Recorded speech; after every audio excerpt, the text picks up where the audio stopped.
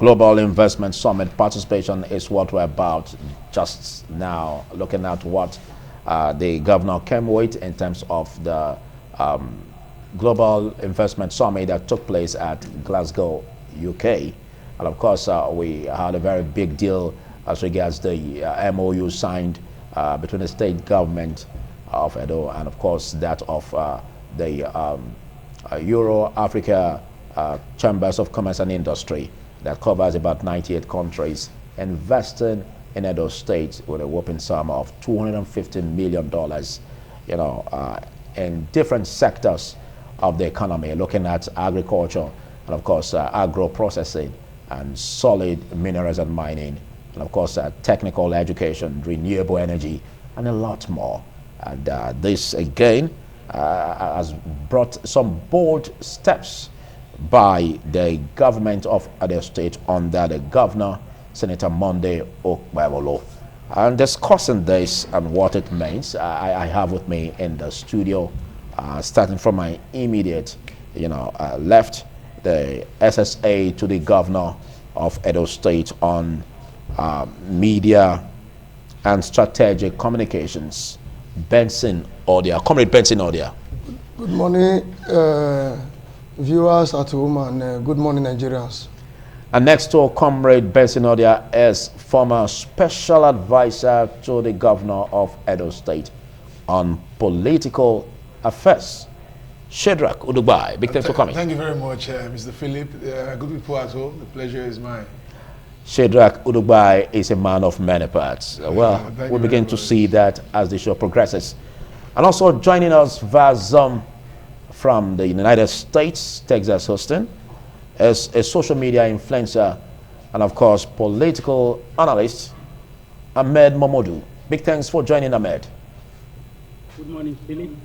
My greetings to Benson, Shedrack, and all the viewers at home. Thank you for having me on this show. All right, let's start with you, Ahmed. Let's look at the assessment of this Global Investment Summit that took place in Glasgow, United Kingdom. What are your thoughts about the impact for Edo State?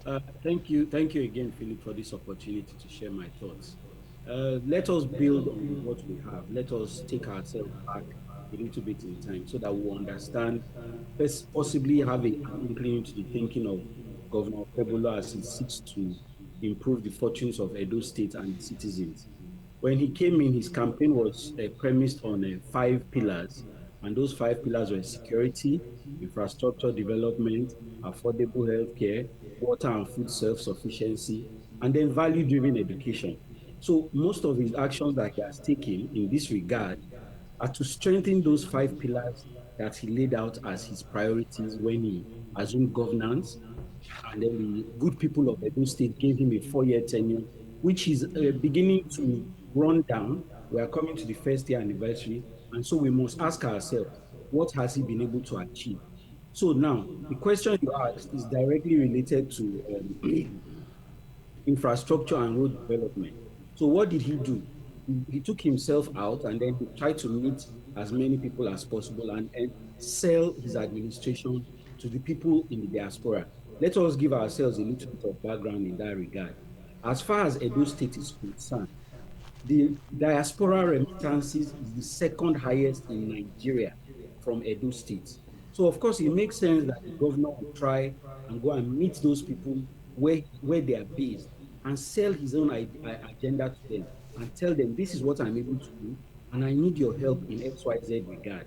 So the 250 MOU possibility of an investment is one of the successes of that endeavor. What does it mean? It means that the people that he spoke to feel confident enough to be able to drive some of the investment and some of their funds towards Edo State and see how there can be some kind of synergy between Edo sons and daughters in the diaspora and the Edo State government. And the governor brought the message to them personally so that they will know that he's interested in it.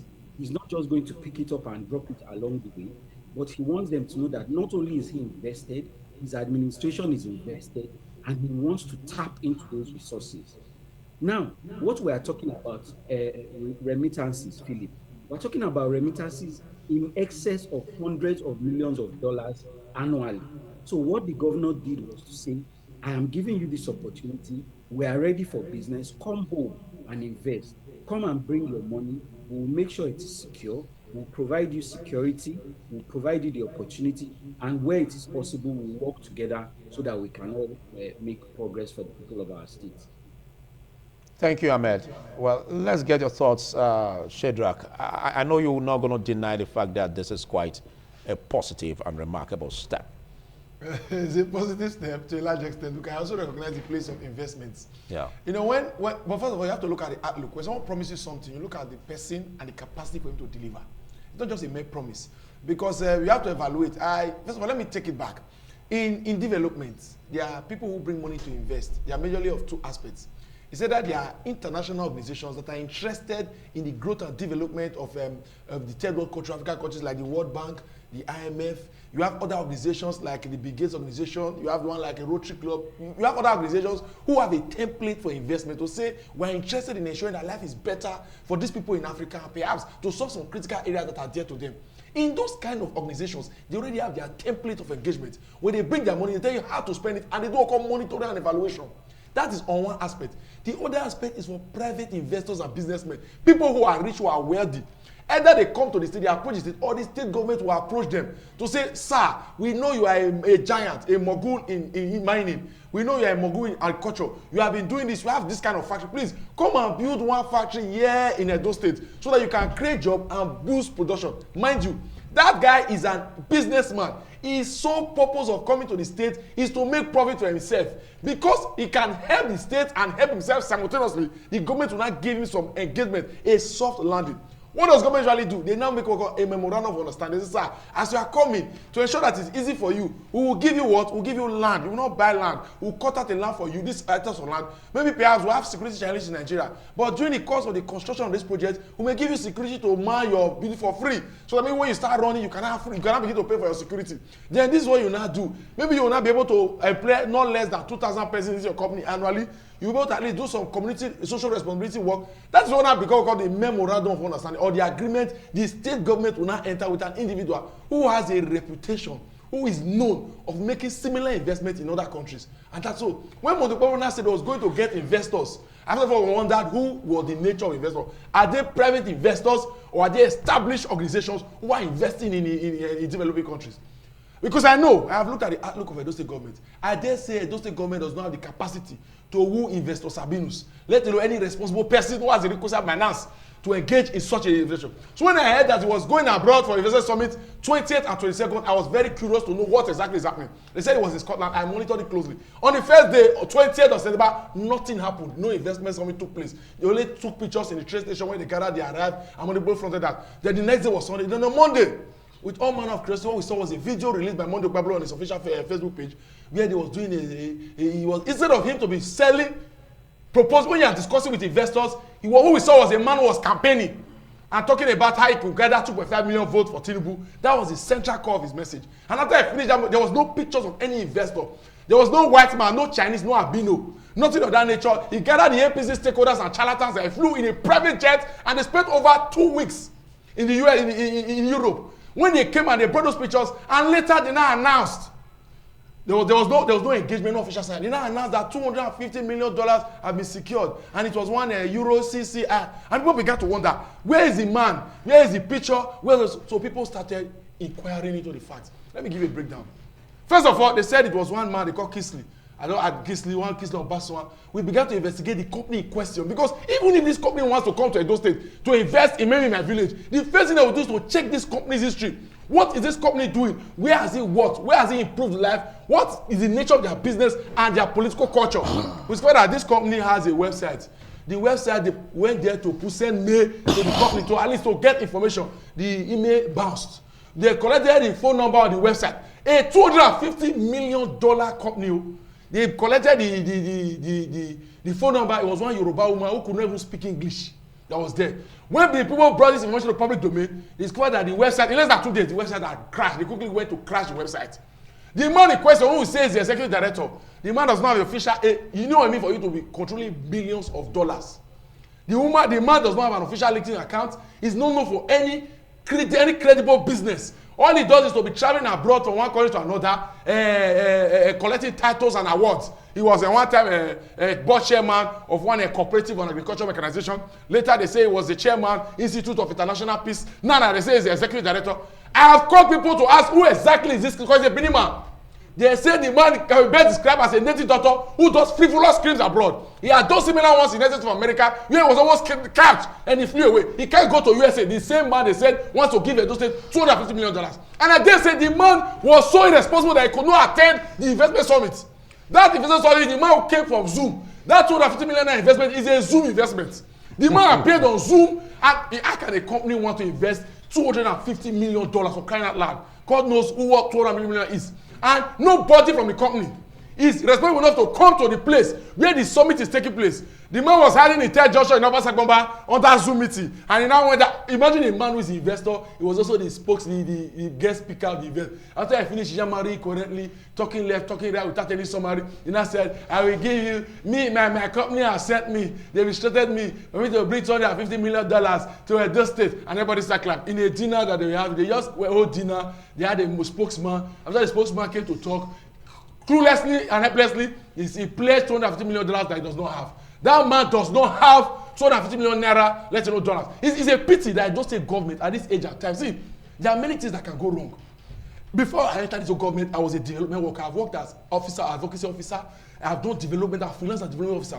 I went into government as special advisor to Gordon Opaseki. I have advised a man as critical as Opaseki. He appointed me not on political consideration, based on competence and character. After that, I speak to you now. I'm doing a program it's a World Bank sponsored program on development. There is nothing about development that you can tell me. I know it blue black. And as I tell you, that $250 million is a clear sham. For me, it's irritating that the Dose government can gather together and decide to deceive us with such a shallow scheme, such a pedestrian scheme. Do you know how many times Nigerians have been defrauded by this kind of fraudulent governments who just come on board and concoct all manner of rubbish? Well, sorry, Shedrack. No, I must cut in there. You must be very civil in your presentation. This took place over 8 days. That is the 9th day. You can't say the state government is a fraudulent government. You can't say that. Okay, is it a fraudulent government? Okay, this their investment is a fraudulent investment. Because you can't say that because you don't even have the statistics, and it shouldn't be said of you. Because let's get to you. Despite the fact that he sees it as a sham. There's need for us to, take government statements seriously, and there's need for us to also critique what government says about this. How do you defend the fact that he said this deal is a sham? Mr. Philip, you see, in this platform, there's an NBC code that is guiding us, and there are words in quotes you cannot use. There are words in quotes you cannot use to describe a government, a personality, or issues. You see, let me tell you, those who live in glass house, they don't throw stone. Because when you throw stone, you don't know what will happen. Yeah, but I want you to be objective. Just go straight. Of course, because you see, he said this Zoom investment is a sham. You see, that is his how own, can you defend the government of the day? Because we are about this. That is his own opinion. You see, the role of opposition in politics, in consonance with global best practice, is opposition. They are made for constructive criticisms.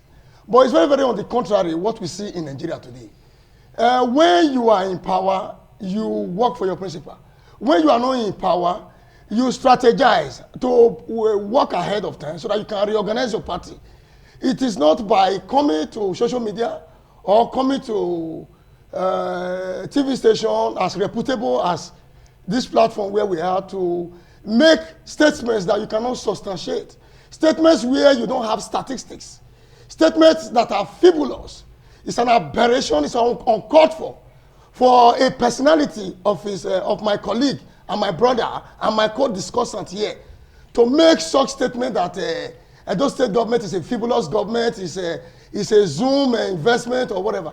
You see, by and large. You are even rubbing it in the more. Because I expect you to talk about, defend the state government on that investment. How tangible is that investment? Because he made some critical analysis which demands some scrutiny. And I was expecting you to talk about the fact that the investment is tangible and produce some evidence. See, let me tell you, Mr. Philip, you see, by the grace of God, even before signing MOU, this present administration has been able to win the minds of the electorate in terms of critical investment, in terms of human capital development, in terms of infrastructural programs and policies that are not what elephant project, not projection that Edo will be like Johannesburg in 2030, Edo will be like Singapore in 2050, as it were. Today, you can see Edo, most of infrastructure and most of sectors that were being comatose in Edo is working again. And this investment drive, this MOU that was signed is an MOU where developmental partners, Edo state government, went abroad to woo them with about $250 million. And these dollars, according to my principal, my boss, the commissioner for information, in the last ESCO, he made a critical analysis about this partnership.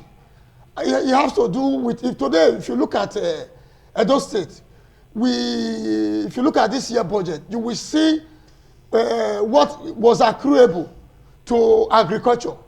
This is a government that is responsible, a government that is people-centric, a government that have what it takes to take Edo into political Eldorado. All right. By and large, I'm coming, I'm not true. You will see today, if you go to a central admin government house, Edo state government has procured mechanized agricultural implements that we are going to use in 3 central districts. But the question is about this investment I'm telling that you, he alleges as Zoom investment. Good. Yeah, because $250 million, it's expected that we should see, clips, we should see meetings, that brought about that development. But before I come back to you, let's get to you, Ahmed. Shadrach made very critical allegation about this because he called it Zoom investment, and he sees it as a sham. I don't know what you have to say in reaction. Well, what I have to say is that by their fruit you will know them. Shadrach is a product of a scam and a sham that Obaseki was for 8 years. So he's telling you what he knows from the previous administration. Unfortunately, things have changed. Fortunately for the people of Edo State, we now have a governor that is focused and will not be confused by people who speak loud words and mean nothing. Let us educate ourselves on what standards of investment are, contrary to what he has said. There are 3 levels of investment. There's the short, medium, and long-term investment. Also in investment, you have small, medium, and large-scale investment. The people he mentioned fall into the category of large-scale or long-term investors. What the governor is pursuing is short to medium-term investors. And those are investors, they are called the low-hanging fruit. They will see that you are interested in developing your state, and they will come with their own money. They are not asking you for money. They are telling you that they are looking towards investing $250 million. Now, it almost begs incompetence, mental incompetence, for you to say that because you don't have a history in investment, you cannot invest. There was a day Bill Gates was not even known. There was a day Dangote was not even known. But today, they are the major players in finance in different sectors of multinational economy. But you will have a giant acorn, a tree will grow from a little seed. We cannot poo-poo our own investors or our own natives because we are looking for investment. It's a form of mental slavery and colonial mentality for you to say because you do not see a white man or a Chinese man there, then they are not investors. All that nonsense has gone away with Obaseki. These people have told you they will bring their own funds. Now, it is simple. We need to wait until all the terms of these things come out and the Edo State government gives us the final details of it. Now, let me have you know, Philip, and educate some people that may not be aware. If you go to China today, you will see multi-billion-dollar industries based in houses. They don't have to have more large complexes. When you are building something as simple as a microchip, a box or a carton of microchips can cost 20, 30, $40,000. Now, if they come out and tell you that these are the areas that they are going to invest in, and there's any objection, we can raise all these objections and we can continue to banter and try and make noise about it. But until such is done, we need to keep calm. They have not asked us to bring $250 million. They've said they are bringing $250 million. So let us wait and see what these terms are. Let us continue to All right. interrogate. All right, Ahmed, you still have the floor. I will allow you to react to what I just want to ask in a minute. Now, do you see Shedrack Udugbai as out of place for asking that or bringing that statement up? Because if you look at the team that went to Glasgow, UK, it was expected that there should be proper documentation and, of course, clips to show, how the MOU meeting went. Is it wrong to be transparent about that? No, sir. No, I commend him for asking that question. Citizens are the first pillar of transparency in government. However, it's the language that is used that I've objected to. Now, the standard that you say it must be on social media, people must take pictures, there must be a white man, that beggars ignorance. There are people who will not want to show themselves. There are multinational agencies who donate anonymously, who develop anonymously. Those are not the terms by which we measure how development takes place. What we need to measure development is, one, what has the governor done to attract this investment? Two, are the investors serious? Yes, he has a good point. Who are these investors and what have they done? Those are valid questions. However, the manner with which he's asking them is what I'm objecting to. We will need to call the FAs there. Let him come out and tell us what are the terms of this engagement? What do we stand to gain? Those are the kind of queries that we should be asking, not frivolous things like. Thank you, Ahmed Mamadou. Well, the governor did say that he will ensure that there is accountability and, of course, transparency in what he does in this respect, and we will be expecting more, openings in terms of this MOU, signed with the Chambers of Commerce and Industry of the Euro-Africa, group, covering about 98 countries. But we take a short break, after which we continue with this conversation. Do stay.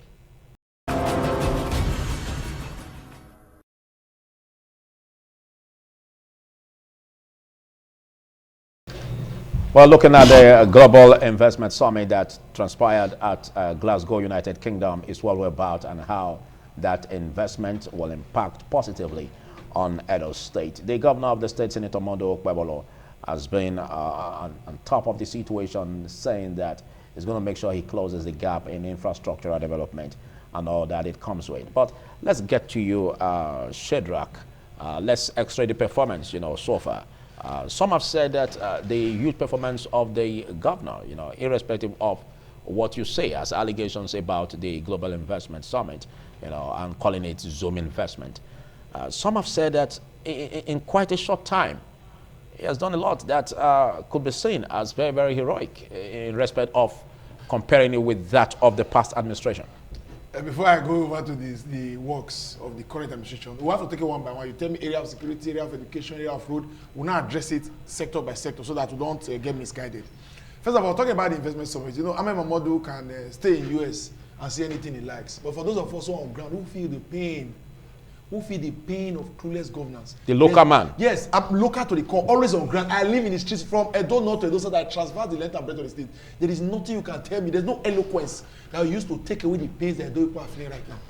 The only white man that attended Mondo Okpebolo's investment summit was Jared Tenebe, the state chairman of Edo State PC. That was the only white man that appeared there.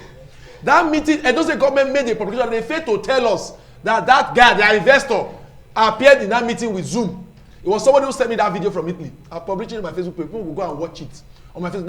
That's where I later got to know. Someone from Italy told me that the guy came via Zoom. Okay, you were told. I saw the video. Then I saw the video. But don't forget, some meetings can be in closed doors. A man who wants to give you $250 million does not have transport to come to Glasgow. See, let us not deceive us. See, there are many things I can be foolish upon. But I can't be foolish in the aspect of development and God, because that's what I do. It's my passion. I study it, I live by it, and I stand with it. Must the MOU be done in Glasgow? No, it was Okpebolo who took it there. Okpebolo could have done it in government house. Would have invited the man to government house. If Okpebolo was in government house and the guy used Zoom meeting, I would say, okay, he didn't want to get it to fanfare, he didn't want to spend our money.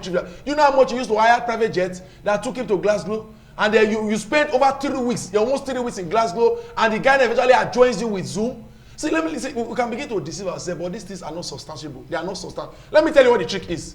When people ask Shadrach, the man say he wants to bring his money. Somebody asked me, even if the man is fake, why don't you wait till he brings his money? If it's not fake, if it's real, we'll see the work. If it's fake, we'll not see it. Time will tell. Yeah, time will tell. But the trick is this. For somebody to come and invest such amount of money, 250 million, they will call counterpart funding. He will, after I don't say they will give him land. They don't say they will give, that I'm just assuming, because those are not told us what they say will give them. And those government must make a financial commitment of at least 10%. To say, oh, this man is bringing $250 million, we will bring $25 million.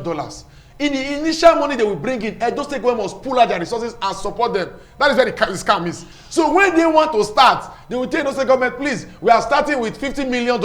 Please bring your $20 million. Let us counterpart to start the project. The minute you give them that $20 million, boom, they will zoom off and zap. Then they will go back again to Europe. Maybe this time we won't go to Glasgow. They will not go to one of these Scandinavian countries like Netherlands or those Arabian countries with poor security. They will not go and divide the money and share. Everybody will take their share. People, all those charlatans in government will collect their part and they will allow us to do. They not tell us that the project failed. They kidnap one person. They should go here. The investors are no longer interested. But at least it doesn't government money is already gone. That is how they tend to deceive all of us. See, the thing is this: for Monopebolo to even come up with this kind of arrangement shows how he thinks very less of Edo people. For me, I see it as a personal shame.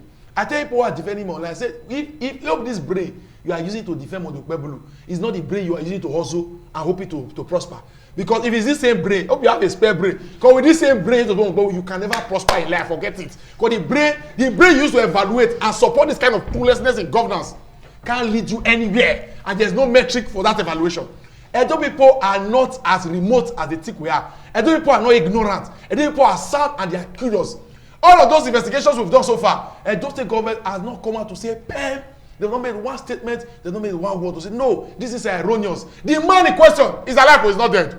He has not come out to say, no, this is what I've done, this is my email address, this is my website, this is how I've invested in this company before, this is how I've invested in company. No, there's no word in that nature to say that we are stupid. See, we're in the digital age. All these scams used to happen when there was no internet. All these kind of charlatan schemes, Ponzi scheme, I am this, I am that, you are who you are not, will only take place in a country where there's no internet, where there's no data. As long as we have data, I said the video of that thing was sent to me by somebody from Italy. That will tell you how dubious this government has arranged it to hide these things in secrecy. Well, I bet you things are coming to light. I know people will not fall for all of those statements. Opinions made here are opinions of the makers. They are my own. They should come and defend independent television. But let's get you this question because no. Just hold a bit. Now we have this issue about transparency and accountability in governance, and what has been said here today, even though there are allegations, but there is need for us to look at it critically. It behoves the media, it behoves the civil society organizations to ask questions, critical questions about how the government will bring up transparency in this investment process. So what do you see as the SSA to the governor on media and of course communication strategies on what the government is doing about transparency and bringing accountability in this investment? You see, before I will expatiate on that question. I want to quickly go this way. You see, when as at during Obaseki, the position he holds is bigger than SSA.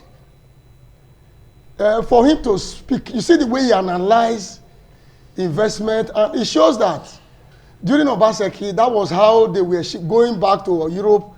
They signed over 2,000 MOU. There was an MOU for Edo State Industrial Park in Olugbo. There was an MOU for Gelegele Seaport. There was an MOU for International Airport in Uzarwe.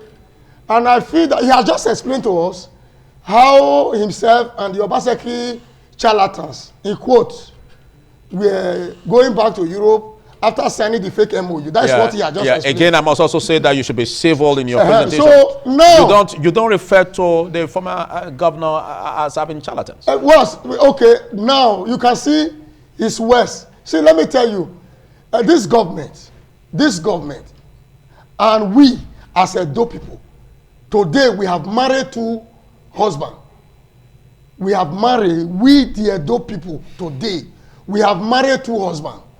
And we have already know the one that is better within the 2 husbands. Today, before now, you see critical roads, infrastructure that was in a state of comatose and decadence. His principal will put a big signboard. This road is a federal road.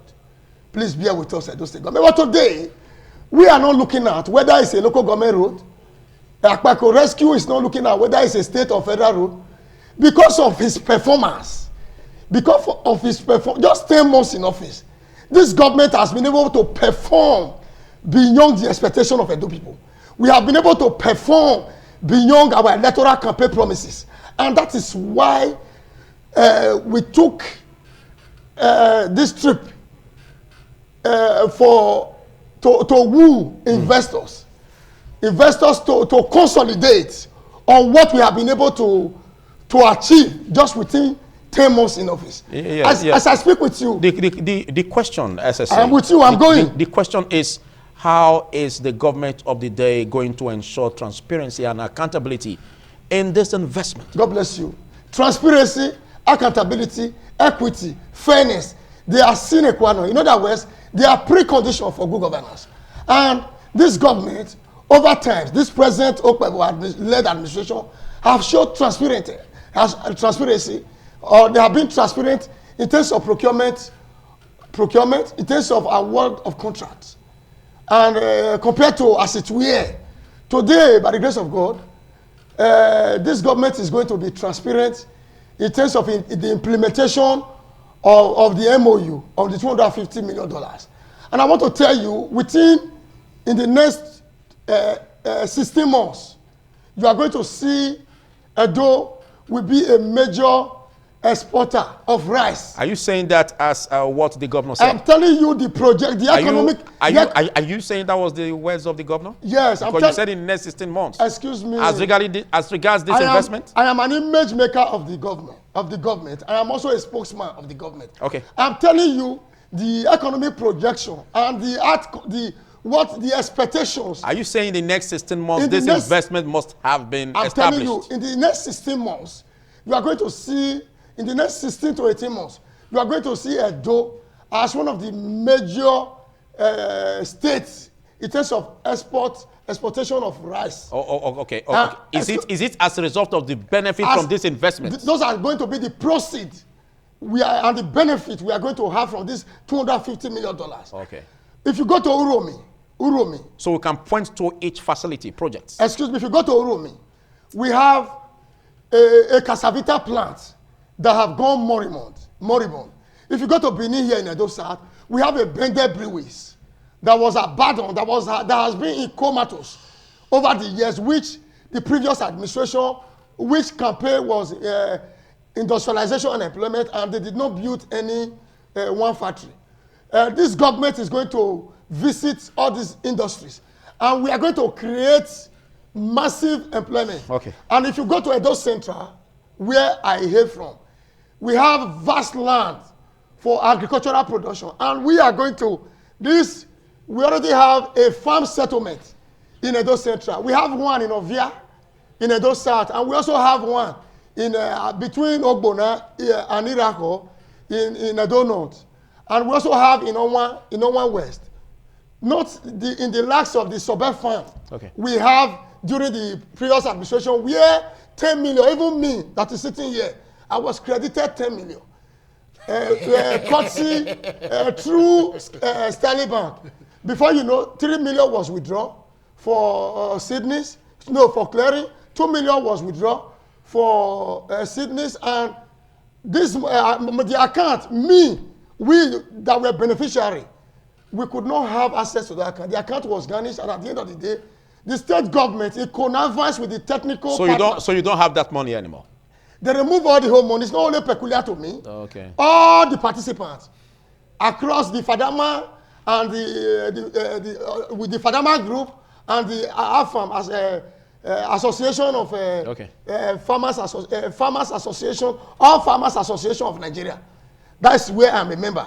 Plus the Fadama, the Edo state government under Godwin Obaseki withdrew this money out of our account. Okay, but this one we are embarking on now. Okay, this will be a different narrative. We are going to come with technical partners. Okay.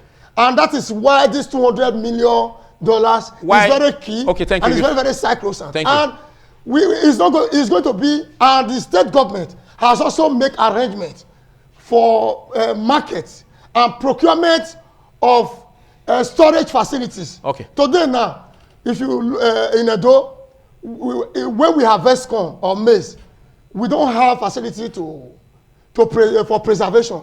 This government, even in the last ESCO, has also approved the procurement of 3 bulldozers for one in each central district. Okay. And we have also we'll come back there. Procure some motorcycle to assist the security outfits like I'll come back the to you. Military and others. Thank you. I'll come we back are working. Edo is shining. Amen. Thank you. Amen. Edo is working and Edo is shining. Thank you. And the Edo people can see the evidence are there. Thank you. Amen. Let's come to you, big please, because we have these issues whereby some are saying this whole fight about the government under Senator Monday Okwebolo as just a government that is always trying to attack the previous government. And for several times I've had you on set, you've always taken some chances, to also attack the previous government. Should that be what we should be about, or about how to deliver, dividends of good governance to Edo people? Because if you are to take a bold step and look at the administration under, the former governor of Edo State, Godwin Obaseki, digital governance, for instance, it's a legacy that a lot of persons have been saying that the present government should continue. But I'm afraid some say that the present government seems not to be on the same page with that. What do you say? Okay, I'm happy that you opened that door. So it's good for us to have a foundation so that we'll know if the building can stand. That is the essence of accountability in governance. That's the essence of transparency in governance. Now, at the close of the last administration, before they handed over to this current administration, there was a total outstanding debt liability of 682 billion naira. 682 billion naira. That was broken down into external and internal debts of 282 billion, contractual obligations for road debts, 200 billion, Ekiosa market, 3 billion, and then Radisson. I'm happy that the SA, former SA to Obaseki mentioned that. Radisson Hotel, 19 billion. Let's not even talk about Osiomo, that is a rubbish heap as far as we are concerned. Now, it is important that the people of Edo State always listen to these characters when they are talking. Shedrack illustrated perfectly all the shenanigans of that past administration, how they would inflate MOUs and then go back to Europe and share that money. The question you asked is, why are we always asking about the past? Because the last administration refused to hand over transparently all the assets and liabilities they had accrued to the incoming administration. So what has this done? It has created a situation where Governor Monday Okpebolo is completely handicapped financially because the till was emptied. Not only was it emptied, there were left liabilities that are continuous and will continue to accrue to the government. The example you gave is a very good example. You said digital governance. The last administration spent 5 billion naira in 3 years, so-called digitalization of Edo State government. Where is that infrastructure? Where does it show? How does it apply? They come to the point where if you do this thing on open scale, and mind you, none of these transactions was done in the open. None of these transactions was followed the standard by the administration itself. This is the only good thing that possibly came out of that administration. They made in 2020 a public procurement law for Edo State, which they observed completely in the breach. None of their procurements, none of their projects, none of their investments was followed through. If not, we will not be asking what is the ownership of Osioma. Let Shedrack explain how counterpart funding that was put in Osioma was taken out through the back door. Let him explain how counterpart funding that was put in Radisson Hotel was taken out of the back door. I will not even go into the other ones because it's a complete waste of time. So look, the whole of this is when you say you are successful, but you don't have a successor. What is the successor of Obaseki's 8 years of administration? That Governor Kwebolo has to be running helter-skelter looking for money. It is complete failure. It's a mess. And the Edo people have seen through it. You cannot lie because the lie will catch up with you. The implications of this is we have uncompleted infrastructural projects. We have less fiscal space for him to move because he has obligations that have been tied in perpetuity. The state government, the subnational government is owing so much money that there is very little money for development and other projects that are going. Nonetheless, articulated a point. I'm afraid I made you articulate a point. Thank you so much. I may not be coming back to you for a roundup, but big thanks for taking our time to be part of this. Well, I want your reactions in 1 minute, most especially when the present government is even relieving, the pains that some have said the past government cost. Like the demolition of the hotel of Mr. Tony Kabaka, that brought in about 900 million approval for the rebuild of that. Modo Pueblo took 940 million naira from a Edo State taxpayer money and gave it to one of his political associates. One of his crazy government became, because he said he wants to please him. He wants to appreciate those people who help him rig himself into power. And he said I should be clapping for that. Is that what you want to celebrate? That a man opens his 2 eyes, builds his hotel on a primary school land, and the governor takes action and demolishes his school. Another government comes and, hey, we put some of 914 million. And you say, see, there are issues that you should bring on a normal day. We'll start from starting and dissect it. Just when you brought this investment, I spoke, when you bring 2 people from one in Zoom, one on live, 2 of them talking PC, one talking PC, and they begin to yammer, anything they want to bring. See, Philip, I am ready to answer any question that pertains to Obasanjo's government. Obasanjo did MOU for Museum of West Africa at MOA. MOA is there.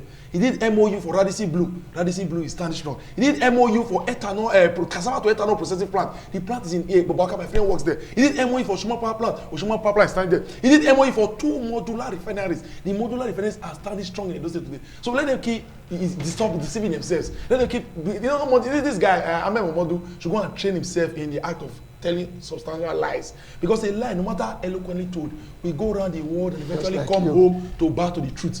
I speak facts, I speak figures, I speak reality anchored on truth, because I have it as an obligation to tell the people truth at all points in time. So if you want us to dissect areas in the populous government, just tell me, Shedrack, let's come and talk about all the MOUs of Basket. I don't care. I will come back here, you will bring them, I will educate them. All right. Because political education is part of my discipline. We will be having that. We will be having that. No Thank you. Thank you so much, Shedrack. Well, your round off on this. Well, you see, I want to say this on the contrary. You see, Obaseki regime that demolished Tony Kabaka's hotel acted in with flagrant disregard to constitutional authority in the way of the court order. There was a restraining order, an interlocutory injunction, restraining Edo State government, its agent and privy, not to carry out that demolition. Whether 20 billion is used to compensate Kabaka today, if you like, you can see Kabaka as an APC member or leader. That is for you. It was you who did not give your principal Obaseki a proper education when it comes to obeying order of court. If Obaseki did not disregard court order, went ahead to demolish it, and today he went to court, subsequent upon the on the matter, the court delivered judgment. What Okpebo is implementing with that 914 million is equal to a court judgment, and from a court of competent jurisdiction. And there are constitutional provisions. There are a number of days you can use to appeal, and the state government did not appeal. So the governor, as a governor, who feel the pains of Edo people, a governor, there are many anomalies, many evils that was committed by Obaseki administration that we have been able to correct. Thank you. Thank you. So, Thank you, Benson, or the comrade Benson Odia, the SSA to the governor of Edo State on media and strategic communication. Big thanks also, Shedra Kudubai, Thank you very much. former Pleasure is special always mine. advisor to the governor of Edo State on political affairs. Well, we'll continue to interrogate the process. And I want to say big thanks to our social media influencer, of course, more of political analyst, Ahmed Momodu, who will continue to interrogate the process. And of course, we're going to be having some subsequent, editions of this discussion where we will be tearing in shreds MOUs that have been signed and how implemented were they of the past government. Good. Side by side with the present government under Senator Mondo Okwebolo. We will be joining on Abuja Network Center where Dominic is getting ready to take off from where we left off.